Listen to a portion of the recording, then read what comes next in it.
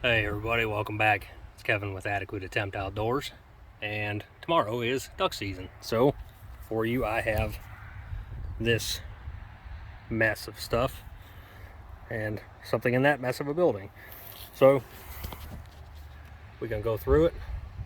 I'm going to talk a little bit about what I got here just for opening day, and yeah, we're going to do that and go over stuff here, and I'm going to try to get some footage from tomorrow. Hopefully, if all goes well, it'll be a good hunt. Hopefully. Fingers crossed. So, let's get started. Alright, so we got motion decoys. Got all kinds of stuff in here. We got the Mojo spinners, which honestly I don't use them a whole lot, but you know, you stick the battery. I'll try to do this one-handed. Stick the battery in the back, stick the magnetic wings on, put him on his post, and set him a spinning. I got all them linked on remotes. We got this this bad boy that I call Splasher.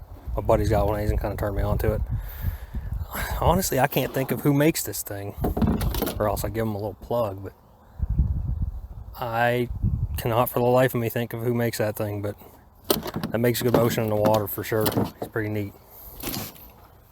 Next we got the Higdon Pulsator. Love that thing. The Lucky Duck Agitator, which is pretty much the same as the Pulsator.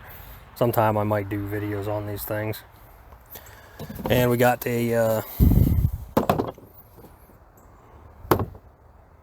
that's right. It's called, the company is The Real Decoy, like the real McCoy, but they got puns. It's The Real Decoy, and it's like a rippler. And I got, actually, hang on, bear with me for a second here and get into the truck. I got his cohort down here under the seat. This one even got the flocked head. That's another rippler, natural flutter extreme, if I'm not mistaken. It's like the flutter mallard or whatever. Also by The Real Decoy. These things are both really nice too. These are all handy dandy when there's not much wind. There's supposed to be a breeze tomorrow, but I don't have any qualms about making some extra motion in the water. Next I got decoys. I got some Avian X mallard decoys. I got Avian X wood ducks in there somewhere buried. I don't feel, honestly, sorry everybody, I don't feel like emptying this bag out and restacking it one-handed. We got the Avian X wood ducks. You know what? I'm gonna pull these out of here for you. Sorry, I lied to you again. Gotta quit doing that and making a reputation. I got the head up and the 2 feeder mallard hens. I only grabbed a few mallards. Got the feeder and the head up mallard drakes. I might even switch a couple of these out because I got so many drake. Motion decoys that are mallards. I might switch a couple of these out even with the motion decoys. Got the wood duck, the high head, little low head, kind of rester. One of their women folk. What else I got in here? Another nice little hen, Woodrow. Another hen wood duck. Another low head drake wood duck. Little filthy green winged teal. Also Avian X. I think all the decoys I have packed up for tomorrow are Avian X. If that says anything about how I rate them in quality and stuff, there. Cool. We got a dangler. Another teal. So got quite the spread. 6 teal, 6 mallards, and 6 wood ducks actually. That all worked out pretty well. I got 18 decoys stacked up. And for any of you interested in the rigs that I've actually got, this stuff is a catfish trot line that I get at Walmart. I buy big spools of it, and I'll tell you, I don't Texas rig. I just don't. I know a lot of people do, and I probably should for some of my stuff, but I don't. I use way too much line on a decoy. Like these teal, I've cut them down some, but I was like, there was a point where I was hunting deeper water a lot, so I'd put 30 foot of decoy line on these things, you know, and it worked out pretty well. But I don't know what's on these things, maybe 10 feet now. But I use that black catfish line, and then I use the stretchy, I don't know what, I call them stretch cords. Some people call them snubbers, I don't know. But you take them and you hook them onto your line, and they hook through these J weights or these L-shaped weights, the keel grabber weights. And I'm going to try to do this one hand here, bear with me. Stretch the cord around the keel once, and then bingo, you're hooked up. I think only a few of my mallards, I don't even think any of these mallards I have the 6 ounce weights. Everybody's got 4 ounce weights. A couple of the geese I have 8 ounce weights, but I think most of my decoys have the stretch cords. I do have several of them every year break through the time in between winter and spring, or winter and next season, you know, like between the end of season and the start, I have some break and like they just dry rot and stuff. But I personally don't care. I just tie new ones on and repair, replace, and go. So there's my decoys for tomorrow, on top of the crate full of motion decoys. So like I say, I modify the spread on the fly. That's just how I do it. Next thing I got is just a couple stools, the folding stools. This one I used for dove season. This one I'm just going to let somebody borrow. We're going to be using my buddy's A-frame tomorrow, I think. We're going to try to brush the crap out of that and make it look good. And we'll be sitting on these. Hopefully we can make them work. And from there, I got the old trusty GoPro. And this call, if you recall in my call video, I said I had another Jace Robertson Pro Series call. And it's this one. It's all polycarb though, or maybe it's acrylic, I don't know. It was another middle of the road price call. So that's my backup call, but I also use it to get him to come back, because if he goes across the neighbor's yard way over there, then I quack at him and he comes back. So we got the GoPro camera equipment, blah blah blah. I got my waders, got waterproof jacket. I know it's not supposed to rain, but I'm a wimp and I get cold, so there's my coat.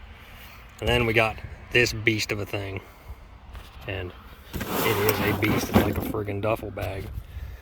I told you before, I'm the guy that packs way too much stuff, so here we go.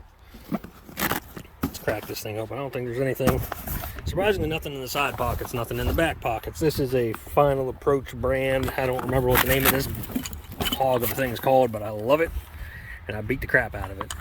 Got spare calls, headlamps in the zippered part. Handed business. Unzip and on Velcro. See, even this is coming apart. This bag is I don't know, 6-7 years old maybe, and it's the only decoy bag that I use. I don't even break stuff down anymore. I used to, but not anymore. In the front pack, we got a little waterproof case with duck stamps and permission slips, whatever else in there. And here we got binoculars, got a couple tools in here, got a little face paint to kind of touch up this pasty pale complexion. Got the lanyard full of calls, too many calls, and I said I had Mojo remotes, and there they are. We got decoy gloves in case my dainty little fingers get too cold. Got the Avery duck hauling strap thing. This here, I cannot understate this. This box, while being a little too big, is great. Tylenol, Tums, indigestion, and the all-important toilet paper. You never know when you're going to need that, and it's rather good to have on hand, so you don't have to end up sacrificing a sock. What else we got in here? More face paint. We got the same pack of shells that I had for teal season. Got a water bottle in there just to stay hydrated. Hydration is key. And I think that's it, which seems like a lot less stuff than I usually pack. Maybe I'm growing up, or maybe I forgot a lot of stuff. I don't know. Hopefully I didn't forget stuff. Maybe I'm just growing up. Nope, I definitely forgot stuff. So that's the mess of stuff I got in my decoy bag. So got this whole pile of crap here that I gotta haul out in the morning. Still got a couple more things to load up, and I'm gonna get to that here in a minute.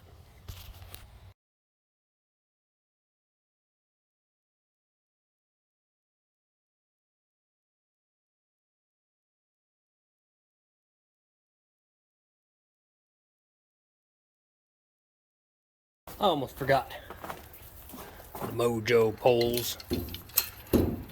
Can't very well set up Mojos without them. And I guess I could have tried, but probably wouldn't have worked out so well. So in amongst the heap they go.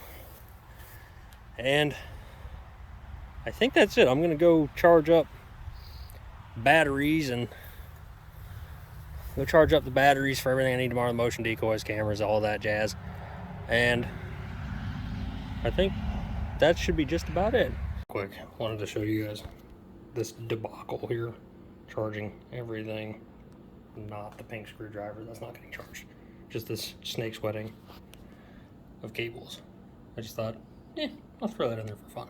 So, there you go. So, canoe is loaded up. Top strap. Sturdy strap. Topped over there.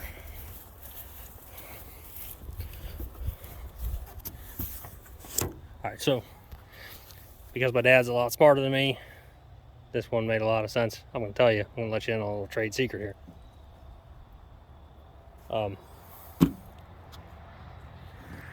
Straps,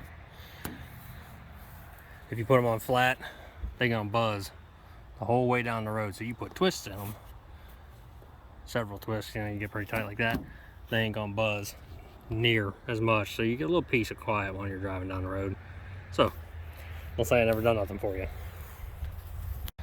So we loaded up floaters, motion decoys, seats. I do have my gun, decoy bag, a little bit of camera stuff there. It's got to go back in the house. What we got floating around out there? Oh, never zipped my bag back up. Canoe. So I think that's it. I think we're good. If you enjoyed this video, give it a like. I'd very much appreciate a like. Maybe subscribe if you haven't. That'd be great. If you don't, though, I still appreciate you stopping by and hanging out with me for a little while. So until next time, maybe tomorrow, this has been Kevin with Adequate Attempt Outdoors. Thanks for hanging out.